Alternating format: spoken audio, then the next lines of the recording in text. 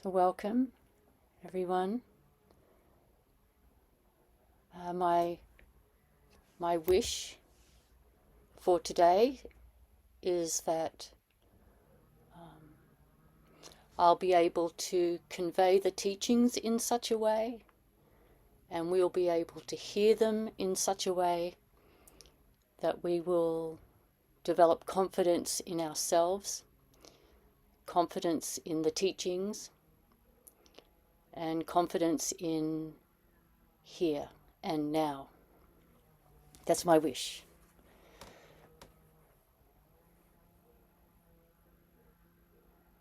To be able to hear the teachings and appreciate the teachings, we have to have some basic confidence in ourselves. It's a kind of confidence that is not to do with comparing ourselves to others. It's not a confidence that's related to being better than somebody else, obviously. That would be a sort of madness. It's just a confidence that our unique way of expressing life, our unique constellation of Buddha nature is a wonderful thing.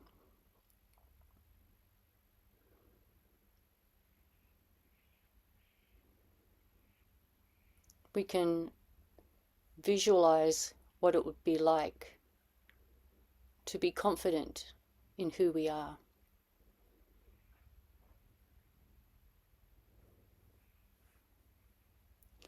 Confident that whatever strengths we have, that they are enough, and that whatever shortcomings we have, they're okay. It's okay for us to have them.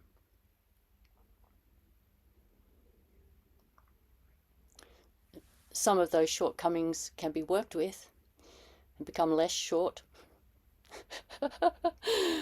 But some of them maybe can't. Sometimes we just have certain shortcomings and it's just how it is.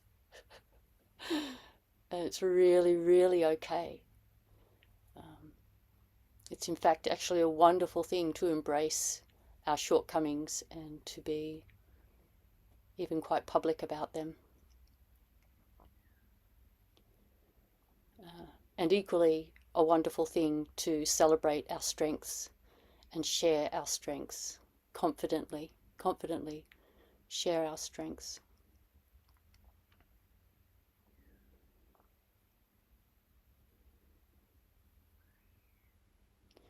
And when we develop this sort of confidence in ourselves, just a natural, gentle type of confidence, we tend to feel a little more confident in others.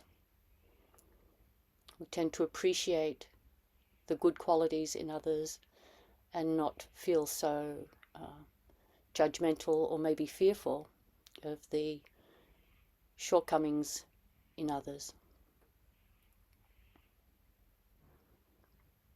But maybe the most valuable thing about developing confidence in ourselves is that we are then willing to expose ourselves and share ourselves. And that's a great gift to the world, to share ourselves.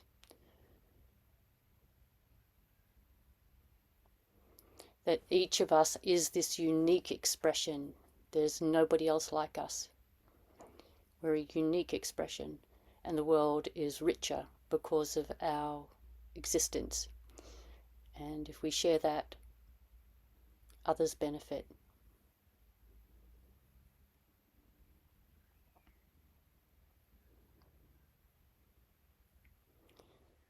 And this kind of confidence also makes it possible for us to be quite open to seeing ways in which maybe we are unskillful because of our karmic history.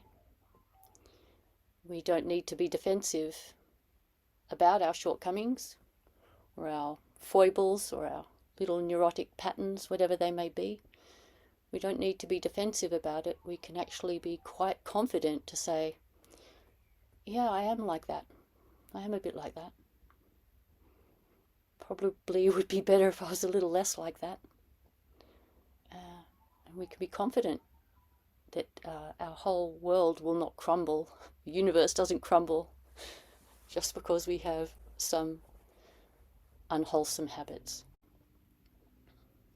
We can work with those unwholesome habits joyfully, with curiosity, work with those unwholesome habits, and see that when we develop this confidence, that we can alter some of these unwholesome habits, and that builds even further confidence, both in ourselves and in the power of practice.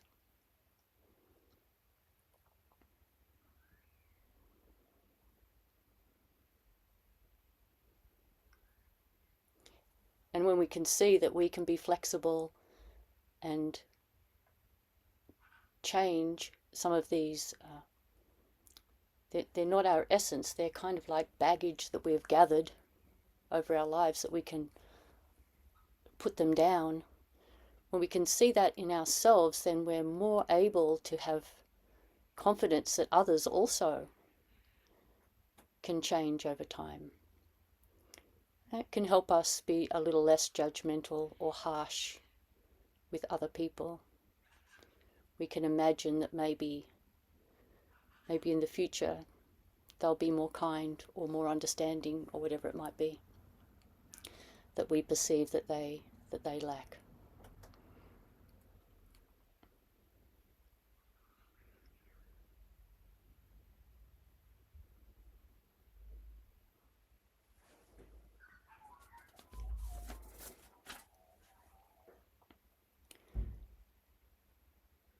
This liking of ourselves, having confidence in ourselves, might sound a little bit like we're seeing ourselves as a separate entity, like a rock. But it's much more like a rivulet of water. We're much more like rivulets of water. Each rivulet is a little different to the one next to it, and each rivulet is maybe quite different to something like rain or a glacier or a pond. But it's all the same water.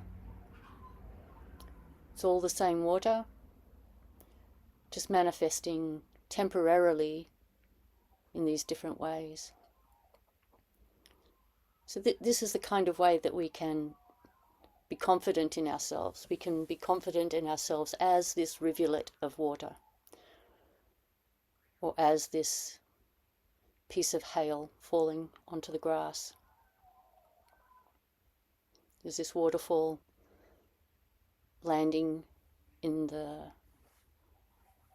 waterhole at the bottom. It's that kind of confidence in that kind of self. It's not a kind of confidence in I'm the biggest rock in the quarry type of, it's not that kind of confidence. Or I'm the worst cracked, broken piece of rock in the quarry. It's not that kind of self-criticism. Because when we criticize ourselves in that way, as if we are like a rock, we are further reifying ourselves. Oh, I'm so stupid. Or I said the wrong thing and everyone's going to talk about it. Or they won't like me anymore because I did something. When we think that way, we're thinking as if we are some sort of fixed thing. I mean, even a rock is not fixed. Rocks are changing all the time. They're fluid too, just in a different time frame. But just as a sort of a metaphor, we're thinking of ourselves like a solid rock when we criticize ourselves that way. But if we see ourselves as a rivulet of water, then even if we want to say, oh yes, I didn't do the best thing in that conversation. I was a little combative, or I was a little defensive, or I was functioning out of a whole lot of memories rather than responding to the present. I think that's a very common thing that we do. We have conversations and a memory is triggered and we respond to the other person from memory from the past rather than from what's arising just in the present. So when we notice we do that and we think of ourselves as a stream of consciousness, a rivulet of water, then it's not such a big drama. We might even go back to that person and say, you know, yesterday when we were talking and I kind of jumped in a little quickly, I think that was because I was remembering about what happened, so on and so forth. You know, we can go back and make amends, or even just explain. It's not even making amends. We can just explain sometimes why we do what we do.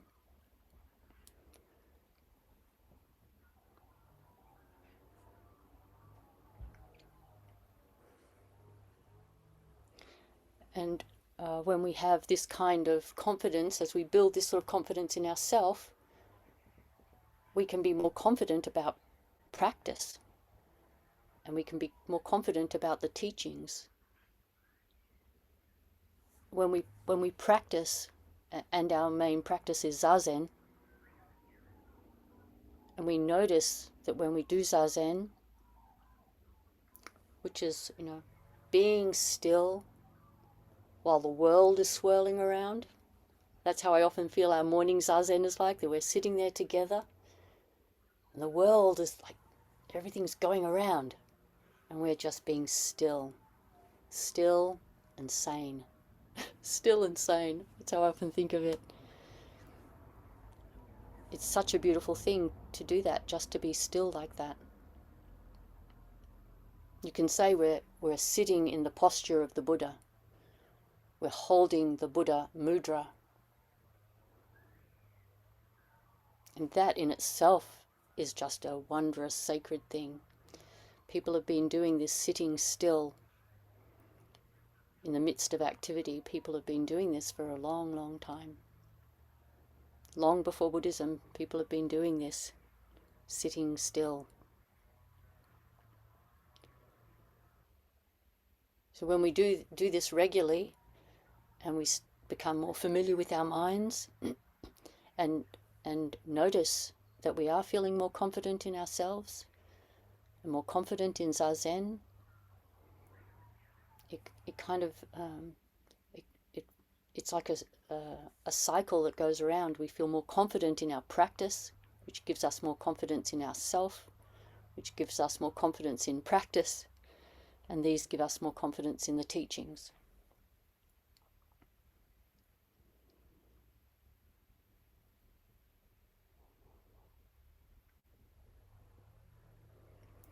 And even though we say just sit is enough, we also say that to wake up is a wonderful thing. That there is a shift that we can make from conventional way of functioning in the world into a kind of knowing. And this kind of knowing that we talk about in Zen is the same knowing everywhere. People arrive at this knowing in different centuries and in different cultures, and have had this knowing for thousands of years. And this is one of the things that our practice offers us, that if we have confidence in ourselves and confidence in Zazen, that we can also have this knowing that I do think is our original birthright. So I'd just like to read a little passage about this. This is the record of transmitting of light by Kazan, one of Dogen's heirs, and there's a foreword by Francis Cook. And there's a section in here that's talking about how, from a conventional perspective, everything we know is distorted by our particular consciousness. And this is one of our teachings in the Yogacara teachings about examining this. So this section is talking about Western philosophers' attitude to this. So I'll just read and hopefully it will flow together for you. Western philosophers in modern times have concluded that we can never know events as they truly are, apart from our interpretation of them, because we can never transcend those factors that condition our experience of events. We are necessarily and forever locked within our minds, and minds are conditioned. And the Buddha's teachings talk about this at great length, but here's the offering in our tradition. On the other hand, Buddhism has claimed for over 2,000 years that a pure, unconditioned way of knowing is indeed possible. And we can know events just as they are, undistorted by culture or personality. Kazan, like all his predecessors, believed without question that this way of knowing is innate in all of us, and that although it is obscured by various conditioning factors, it can be uncovered and found. This assumption is, in fact, the sole rationale for Zen practice.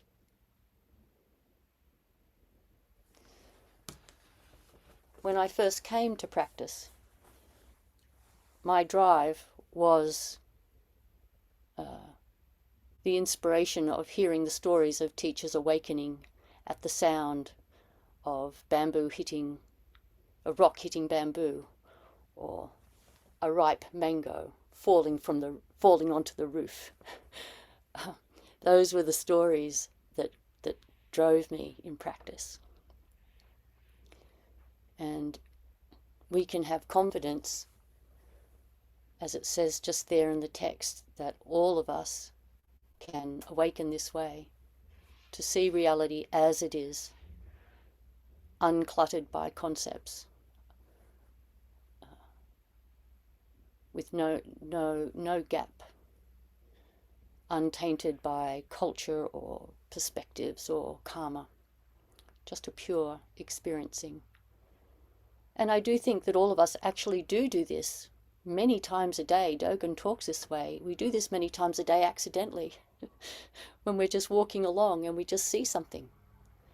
And in that pure moment of seeing, there's no separation between us and the thing, whether it might be a flower in a garden or a little roly-poly little slater going across the pathway. We just have a pure moment of experience.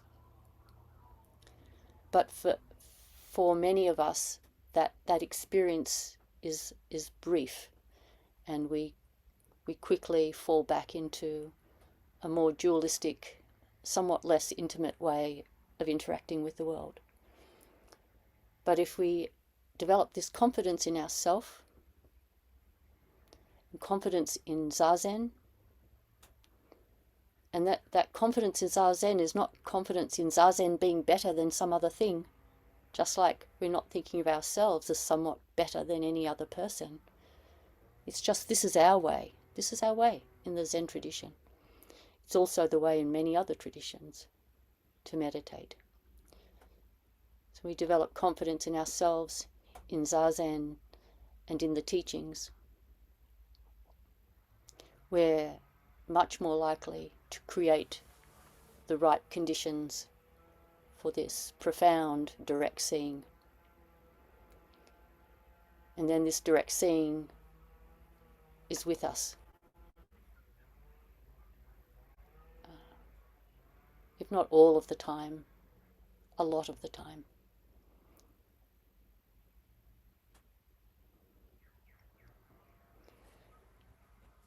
I wanted to read another thing.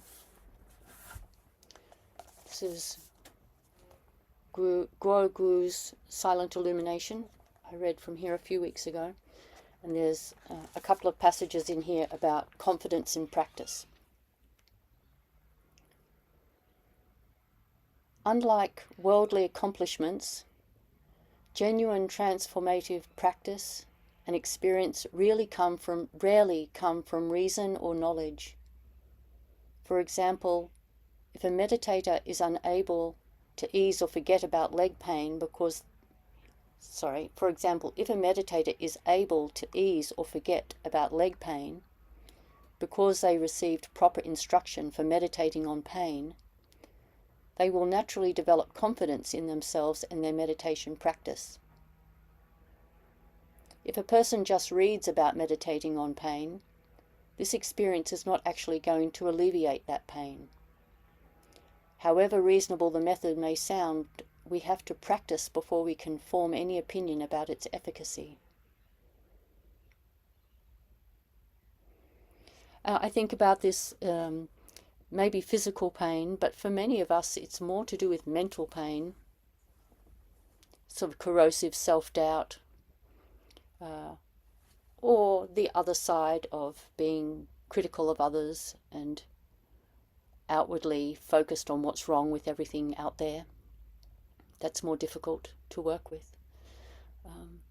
Often that's the kind of pain that we face in Zazen. And if we've been given good instruction to breathe with that mental pain, to be open and curious about that mental pain, to be accepting of it, but at the same time maybe have a wish for it to dissolve. We can do those two things at once. We can kind of accept it and also wish for it to dissolve. Then we do find that these mental pains do drop away. And that gives us confidence. That gives us much more confidence than reading a book that tells you how to do it and then just thinking, I just need to do what the book says. We need to experience it in our bodies, ourself. That's where the confidence comes. That's where our confidence in practice grows, when we see the transformative effects of it. And they're not instant, which is why often people drop away. Of course, it's not always instant. It often takes a lot of time, but it's worth it because it actually works. So it's worth it. The shortcut doesn't work. It's not a very good shortcut. The long road, if it works, is a really good idea. It's just like, do you want a false information but it's straightforward? Or do you want the truth but it's a little more complex? I think I will take the truth that's a little more complex, even though the false thing that's more straightforward could be tempting. It's a little like that. Practice is not a shortcut. It takes time, often takes time. But it's worth it. The time isn't wasted. The time itself, the time spent doing it is fruit already. Is fruit already. Just to sit in that posture. So it goes on here.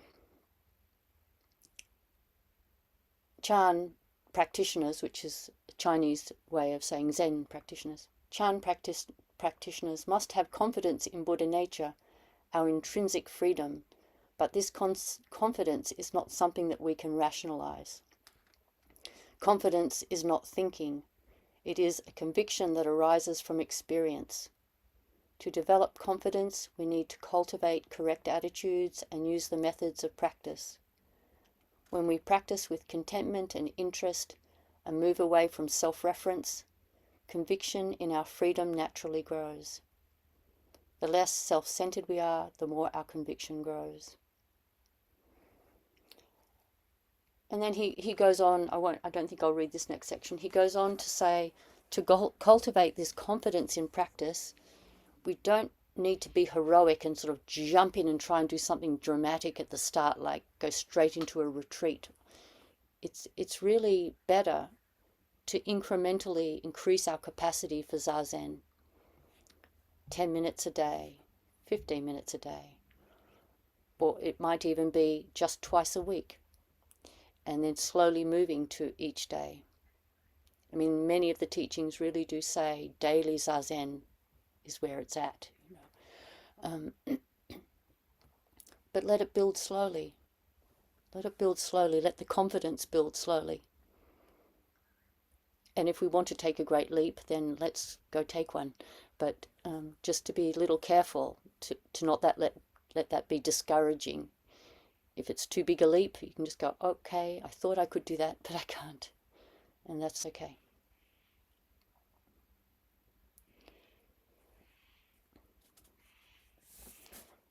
What else did I want to say?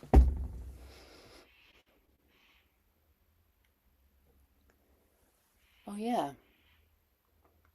So there's confidence in ourself, confidence in Zazen, confidence in the teachings themselves. Some of the teachings I think not too hard to kind of generally get, like compassion. We can get that teaching, of course, putting it into practice and seeing the profound implications of unconditioned compassion takes some time, but we can understand that teaching. Some of the teachings are not easy to understand. Some of the teachings take a lot of reflection, a lot of reading, a lot of conversing. The emptiness teachings, the Heart Sutra, it's not easy to understand. And so the attitude I think to take with some of these teachings that are harder to understand is to just do a little bit at a time. Just try and understand a little bit at a time. And if there's something that we don't understand, we don't have to have a judgment about it. We don't need to say, I don't like this teaching, or this teaching seems way too complicated. The teachings sound complicated not because reality is especially complicated. Reality just is. It's not at all complicated. But our conceptions about reality are very complicated. We have many, many, many unexamined assumptions about reality. Far more than we could ever unpack. And so the teachings sometimes are very subtle and detailed because they're kind of helping us unpack all our presuppositions about everything. And they just need to do that. So when we come across teachings like that, if they're too hard for us, we can just say they're just too hard for us right now. We can still have faith in them. We can have faith in something we don't understand. I can have faith that this is a beneficial teaching. I can have confidence that this is a beneficial teaching and I don't understand it. And that's okay. And then maybe in a few years, we'll have some opportunity to study that teaching with someone, and then we'll start to understand it. So we can be confident in the teachings, even those ones that we don't understand. Because none of our teachings are about blind faith. All of our teachings are about examine the teachings, see how you understand them in your own life, and then move from there. Just move along that way. Try them out in your own life. We try them out in our lives. And for many of us, we're amazed to see when we open ourselves confidently to the teachings, how much they apply to our life. We start to have really great confidence in them. It's a wonderful feeling to have confidence in the teachings. And then the last thing I wanted to talk about was just confidence in now, confidence in here. It's not easy to remember that we are always here and that it is always now. We're so used to being here and now that we take it for granted. Maybe a little bit like fish in the ocean don't especially notice water. They're just always in it. We often don't really notice that we're in the here and now. And when we don't notice and appreciate and have confidence in the here and now, often that's because we're thinking about the past and thinking about the future. And whenever we're thinking in concepts, the thinking in concepts in and of itself comes from the past. So whenever we're thinking with concepts, we're being a little bit drawn into recollections from the past. And that's okay, because we need to do that to function as social animals. We need that. But it's nice to just be very present to exactly what's happening.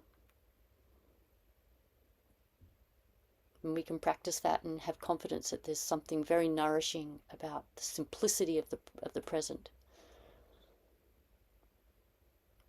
And even the present that isn't pleasant, which happens sometimes, that we're in a present moment that is difficult. Even a present moment that is difficult, we can have an open curiosity about that and still stay with it rather than wanting to get away from it. We can instead stay with it and respond appropriately to it. Yeah. So we're always here, we're always now. And it's nice to appreciate it. Have confidence in it that that's where it's at. It's all happening in the here and now. None of it happens anywhere else. And all our thoughts about the past and all our thoughts about the future that we're doing when we're ruminating or worrying are also happening in the here and now. They're also happening right now. That's where they're happening. But we don't notice that.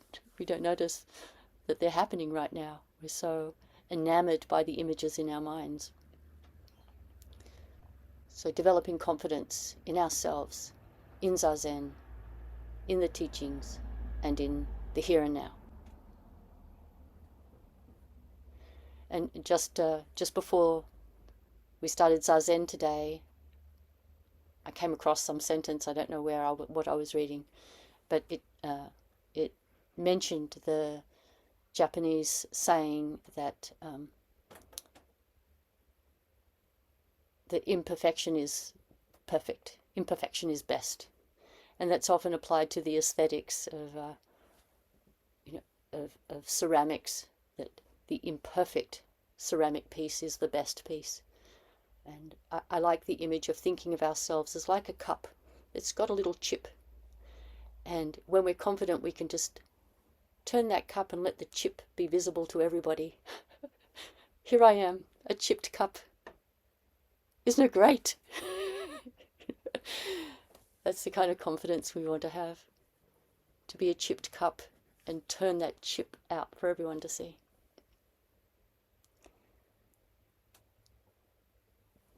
All right, I'll finish there. And I'll turn the recording off, and then we can have questions, comments. Stop recording.